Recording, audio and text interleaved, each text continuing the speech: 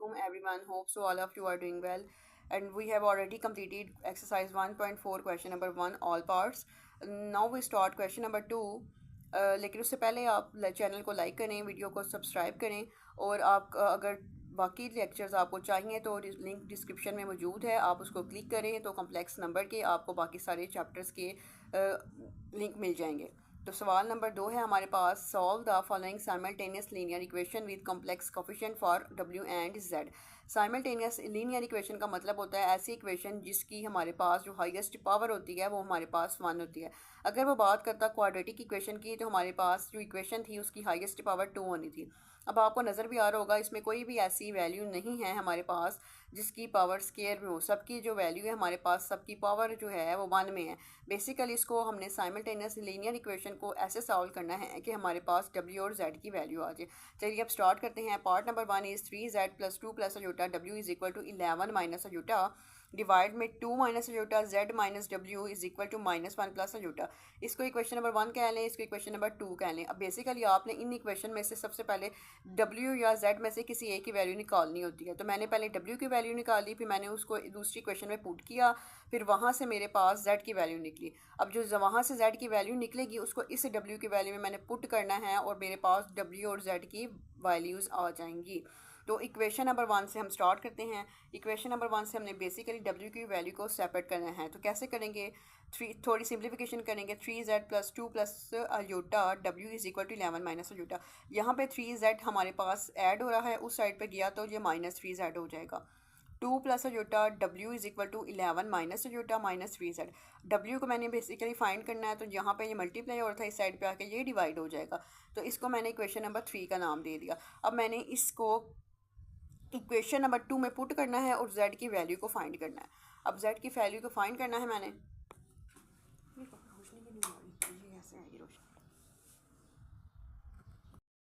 Equation number 3 हमारे पास ये निकल आई। अब इसको मैंने इक्वेशन नंबर 2 में पुट करना है।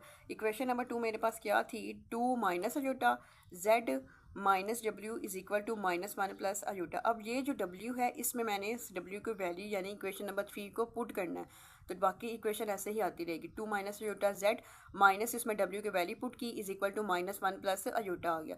अब इधर देखें 2 प्लस अयोटा यहाँ पे आ रहा है, तो इस क्या मैं इसका एलसीएम ले सकती हूँ? हाँ मैं ले सकती हूँ इसका एलसीएम। तो मैंने इसका एलसीएम लिया, एलसीएम में 2 प्लस अयोटा नीचे आ गया, यहाँ पे डिवाइड में कुछ भी नहीं था, तो इसका मतलब है z 2 माइनस अयोटा के साथ 2 प्लस अयोटा मल्टीप्लाई हो गया मेरे पास, तो माइनस एज इट इज़ आ गया। तो ब्रैकेट के अंदर वाली वैल्यू एज इट इज़ हमने लिख ली is equal to -1 plus iota. ये वाली जो साइड है अभी कुछ टाइम तक ऐसे ही चलेगी।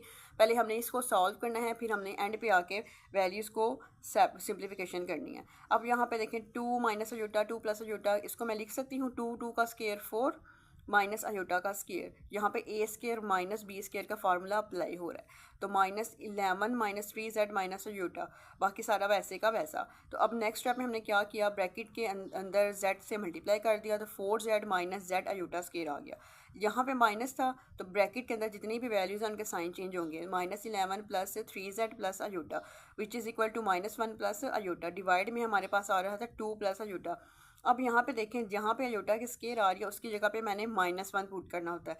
अयोटा स्केयर हमेशा इक्वल होता है -1 के, तो माइनस माइनस प्लस आ गया, तो 4z plus z -11 plus 3z plus iota divide में 2 प्लस अयोटा, ये साइड ऐसे ही इज इक्वल में आ गई। अब यहाँ पे जी हमारे पास आता है 4 को जहाँ जहाँ पे हमारे पास z की वैल्यूज़ आ रही हैं, एक 4z एक z है एक 3z है, इनको ऐड किया तो 8z बन गया मेरे पास, -11 plus iota as it is आ गया, तो डिवाइड में 2 प्लस अयोटा आ गया विच इज़ इक्वल हमारे पास -1 प्लस अयोटा। बेसिकली ये स्टेप मैंने इसलिए किया है कि मेरे पास z की वैल्यू निकल, तो 2 प्लस अयोटा डिवाइड में था, इस साइड पे आके यहाँ पे मल्टीप्लाई हो गया, तो 8z -11 plus iota is equal to 2 plus iota को मैंने इस पूरी ब्रैकेट के साथ मल्टीप्लाई करवाना है। 2 के साथ इसको पहले मल्टीप्लाई करवाया तो -2 प्लस 2 अयोटा, तो फिर अयोटा के साथ मल्टीप्लाई करवाया तो माइनस अयोटा प्लस अयोटा का स्केयर आ गया। अयोटा स्केयर की वैल्यू हमने नेक्स्ट स्टेप में -1 पुट की। अब मैंने क्या करना है कि सारी वैल्यू को इज इक्वल के इस साइड पे लेकर आना है, तो 8z -11 plus iota is equal के इस साइड पे आके पहले इसको ऐड कर लेते हैं। 2 अयोटा में से हमने 1 अयोटा को माइनस किया तो मेरे पास 1 अयोटा आ गया।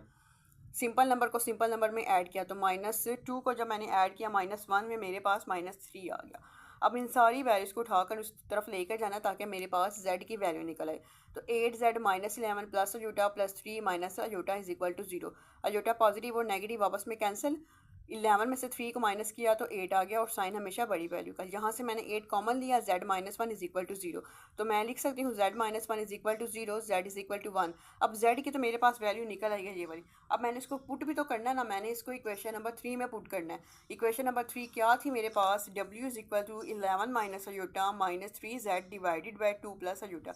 यहाँ पर ये जो z आ रहा है इसकी जगह पे 1 पुट करें।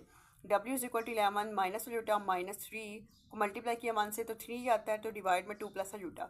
11 में से 3 को माइनस किया तो 8 minus iota divided by 2 plus iota. अब फिर अयोटा मेरे पास नीचे आ गया। अयोटा जब भी नीचे होगा तो मैंने रैशनलाइजेशन को अप्लाई करना है। तो रैशनलाइजेशन अप्लाई करते हैं। 8 minus iota divided by 2 plus aorta multiply 2 minus iota divided by 2 minus aorta.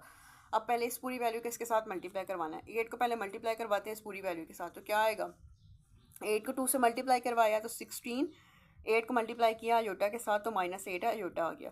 तो -2 अयोटा प्लस अयोटा का स्केयर आ गया। अयोटा स्केयर इक्वल होता है, नीचे देखें यहाँ पे हमेशा हमारे पास यही फार्मूला बनता है a plus B, a minus B है तो 2 का होल स्केयर लिया माइनस अयोटा का स्केयर लिया। The next step is 16 minus 10 iota. क्यों, क्योंकि 8 के अंदर मैंने 2 को ऐड किया तो 10 अयोटा आता है। अयोटा स्केयर की वैल्यू मैंने लगाई -1, तो यहाँ पे 2 का स्केयर 4, अयोटा का स्केयर -1 था तो माइनस माइनस प्लस बन गया। 4 + 1 नेक्स्ट स्टेप में 5 बन गया। 16 में से 1 को माइनस किया तो 15 माइनस 10 अयोटा। अब इनको डिवाइड करते हैं। 15 को 5 पे डिवाइड करना है, 10 को 5 पे डिवाइड करना है, तो w की वैल्यू आ जाएगी मेरे पास 3 - 2 अयोटा। अब w का भी मेरे पास आंसर आ गया है और ऊपर मेरे पास z का भी आंसर आ गया था। बेसिकली मैंने सवाल में यही पुट करना था। 2 है उसको डिस्कस करते हैं। 2z plus 3 plus iota w is equal to 9 minus iota divided by minus iota z minus iota w is equal to -1 plus iota. Equation number 1 दे दिया इसको नाम, इसको इक्वेशन नंबर 2 का नाम दे दिया। अगेन मैंने वही करना है पहले स्टेप की तरह कि इक्वेशन नंबर 1 से मैंने w की वैल्यू को फाइंड करना है। तो 3 plus iota w is equal to 9 minus iota. यहाँ पे 2z पॉजिटिव था, उस साइड पे जाके -2z हो गया।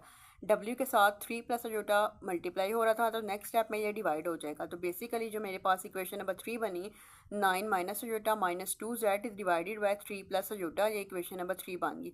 अब इसको मैंने इक्वेशन नंबर 2 में पुट करना है। इक्वेशन नंबर 1 में नहीं पुट करना क्योंकि उधर से मैंने w की वैल्यू निकाली है। बेसिकली सवाल में मैंने w और z की वैल्यू ही फाइंड करनी है। तो इसको इक्वेशन नंबर 2 में पुट किया तो इक्वेशन नंबर 2 में पुट करने के बाद इक्वेशन नंबर 2 हमारे पास ये थी minus iota z minus iota w is equal to -1 plus iota. अब यहाँ पे इस सारी इक्वेशन में मैंने w की वैल्यू को पुट किया और उसको मैंने सिंप्लीफिकेशन करनी है। अब यहाँ पे देखें 3 प्लस अयोटा डिवाइड में आ रहा है तो इस साइड पे आके ये 3 प्लस अयोटा मल्टीप्लाई हो जाएगा। तो बाकी सारा फंक्शन बाकी सारा जो हमारे पास वैल्यूज़ हैं वैसे ही आ जाएंगी। Minus iota 9 minus iota -2z divide में 3 plus iota is equal to -1 plus iota. ये सारी साइड हमारे पास जो लेफ्ट हैंड साइड है वैसे ही चलती रहेगी। नेक्स्ट स्टेप में हमने क्या किया, मल्टीप्लिकेशन करवाई और सिंप्लीफिकेशन किया। अयोटा z को मल्टीप्लाई करें 3 के साथ तो 3 iota z minus iota square z -9 iota plus iota का। यहाँ पे देखें अब माइनस ब्रैकेट के बाहर था, तो जब भी ब्रैकेट के बाहर होना है तो अंदर वाली साइड के हमारे पास साइन भी चेंज होने हैं। अब माइनस की वजह से 9 iota minus minus plus iota square minus minus plus 2z iota divide में 3 plus iota is equal to -1 plus iota. अब यहाँ पे ये डिवाइड में है तो दूसरी साइड पे जाके ये मल्टीप्लाई हो जाएगा। -3 अयोटा z, अयोटा स्केयर की वैल्यू क्या होती है हमारे पास -1, तो minus minus plus z -9 aorta.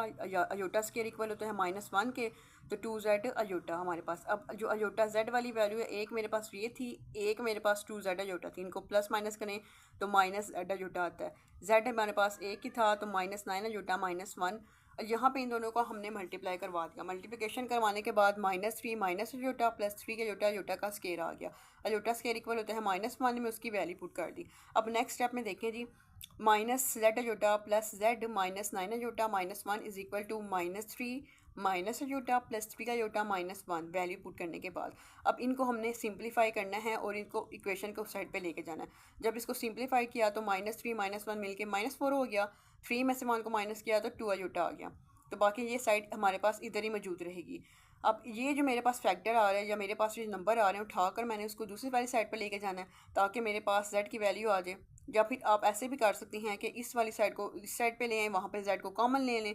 तो मैं अब नेक्स्ट स्टेप में ये कर रही हूँ कि z इन इसमें भी आ रहा है, इसमें भी आ रहा है, दोनों को में से मैंने z को कॉमन लिया तो अंदर 1 माइनस अजूटा आ गया। तो -9 अजूटा -1 इज इक्वल टू -4 + 2 अजूटा यहाँ पे आ गया।